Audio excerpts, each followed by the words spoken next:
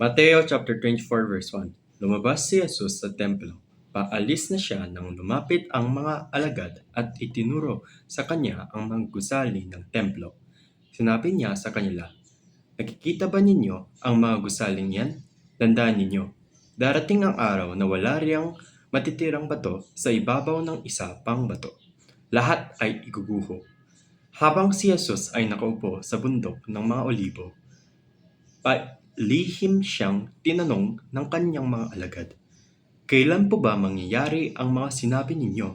Ano po ang magiging palatandaan ng inyong muling pagparito at ng katapusan ng mundo?" Sumagot si Jesus, "May ingat kayo upang hindi kayo mailigaw ninuman. Maraming paparito sa pangalan ko at magpapanggap na sila ang Kristo at marami silang maililigaw. Makakarinig kayo ng mga labanan at makakabalita ng mga digmaan sa iba't ibang dako. Ngunit huwag kayong mababahala dahil talagang mangyayari ang mga iyon.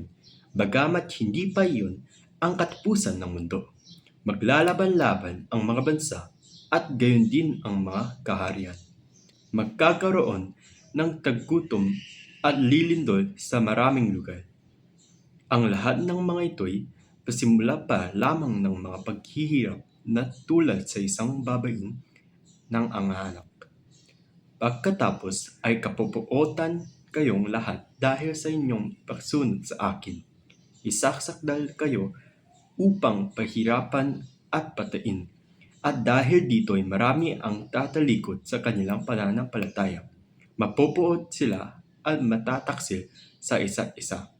Marami ang mapapanggap na propeta at ililigaw ang mga tao. Lalaganap ang kasamaan, kaya't manlalamig ang pag-ibig ng marami. Ngunit ang mananatiling tapat hanggang wakas ang siyang maliligtas. Ipapag-aral sa buong sanlibutan ang magandang balitang ito tungkol sa kaharian ng Diyos upang magsibing patotoo sa lahat ng mga bansa at sa kadarating ang wakas. Kapag nakita ninyong laganap na sa dakong banal ang kasuklam-suklam na kalapastangganang tinutukoy ni Propeta Daniel, unawain ito ng nagbabasa. Ang mga nasa Judea ay dapat tumakas pumunta sa kabundukan. Ang nasa bubunggan ay huwag nang mag-aksaya ng panahon na kumuha pa ng kahit ano sa loob ng bahay. At ang nasa bukid ay huwag nang umuwi upang kumuha ng balabal. Sa mga araw na iyon, kawawa ang mga nagdadalang tao at mga napapapuso. Ipanalangin ninyo na ang inyong pagtakas ay huwag mapataon sa tagalamig o sa araw ng pamamahinga. Sapagkat sa mga araw na iyon, ang mga tao ay magdaranas ng matinding kapighatiang hindi pa nararanasan mula nang likhain ang sanlibutan hanggang sa ngayon, at hindi na mararanasan pa kahit kailan. At kung hindi pinakli ng Diyos ang mga araw na iyon, walang taong maliligtas, ngunit alang-alang sa mga hinirang, paiigliin ng Diyos ang mga araw na iyon. Kung may magsasabi sa inyo, "Narito ang Kristo" o "Naroon siya," huwag kayong maniniwala, sapagkat may lilitaw ng mga huwad na Kristo at mga huwad na propeta. Magpapakita sila ng mga kamangamanghang himala at mga kababalaghan upang iligaw, kung maaari, maging ang mga hinirang ng Diyos. Tandaan ninyo, ipinapauna ko nang sabihin ito sa inyo. Kaya't kung sabihin nila sa inyo, "Naroon siya sa ilang," huwag kayong pumunta roon. Kung sabihin naman nilang, "Naroon siya sa silid," huwag kayong maniniwala, sapagkat darating ang Anak ng Tao na parang kidlat na gumuguhit mula sa silangan hanggang sa kanluran. Kung nasaan ang bangkay, doon nakakatipon ang mga buwide. Pagkatapos ng kapighatian sa mga araw na iyon, magdidilim ang araw, hindi magliliwanag ang buwan, malalaglag mula sa langit ang mga bituin, at mayayanig ang mga kapangyarihan sa kalawakan. Pagkatapos lilitaw sa langit ang tanda ng Anak ng Tao at mananangis ang lahat sa mga bansa sa daigdig. Makikita nila ang Anak ng Tao na nasa alapaap at dumarating na may dakilang kapangyarihan at kadakilaan. Sa hudyat na malakas na tunog ng trumpeta, susuguin niya ang kanyang mga anghel sa apat na sulok ng daigdig at titipunin nila ang mga hinirang mula sa langit ng dako. Unawain ninyo ang aral mula sa puno ng igos kapag ang mga sanga nito ay umuusbong at nagkakadahon na. Alam ninyong malapit na ang tag-araw. Gayun din naman kapag nakita ninyo ang lahat ng ito, malalaman ninyong malapit na siyang dumating, halos naririto na.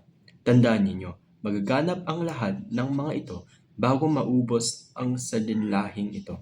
Lilipas ang langit at ang lupa, ngunit ang aking mga sinasabi ay tiyak na mananatili.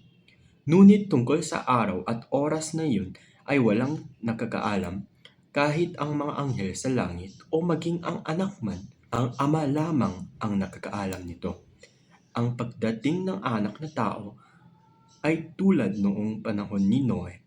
Nang mga araw na iyon, bago bumaha, ang mga tao ay nagsisikain, nag-iinuman, at nagsisipag-asawa hanggang sa araw na pumasok si Noe sa barko. Hindi nila namamalayan ang nangyayari hanggang sa dumating ang baha at tinangay silang lahat. Gayon din ang mangyayari sa pagdating ng Anak ng Tao. Sa panahong iyon, may dalawang lalaking natatrabaho sa bukid. Kukunin ang isa at iiwan ang ikalawa. May dalawang babaeng nagtatrabaho sa gilingan. Kukunin ang isa at iiwan ang ikalawa. Kaya't maging handa kayo dahil hindi ninyo alam kung kailan darating ang inyong Panginoon. Unawain ninyo ito. Kung alam ng mangyari ng bahay kung anong oras o gabi darating ang magnanakaw, siya'y maghahanda at hindi niya pababayaang pagsukin ang kanyang bahay. Kaya't lagi kayong maging handa sapagkat darating ang Anak ng Tao sa oras na hindi ninyo inaasahan. Sino ang tapat at matalinong alipin?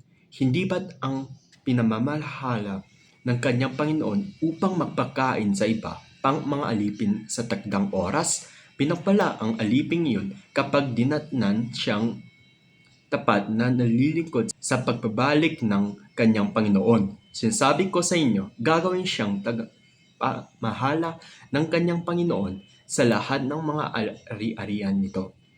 Ngunit kung masama ang aliping iyon, sasabihin niya sa kanyang sarili, matatagalan pa ang pagbabalik ng aking Panginoon. Kaya't sisimulan niyang bubugin ang kanyang kapwa alipin at makikipagkainan at makikipag-inuman sa mga lasanggo. Babalik ang Panginoon ng alipin iyon sa araw na hindi niya inaasahan at sa oras na hindi niya alam. Bibigyan siya ng kanyang Panginoon ng matinding parusa at pagkatapos ay isasama sa mga mapagkunwari. Dooy tatangis siya at mangangalit ang ngipin. Amen.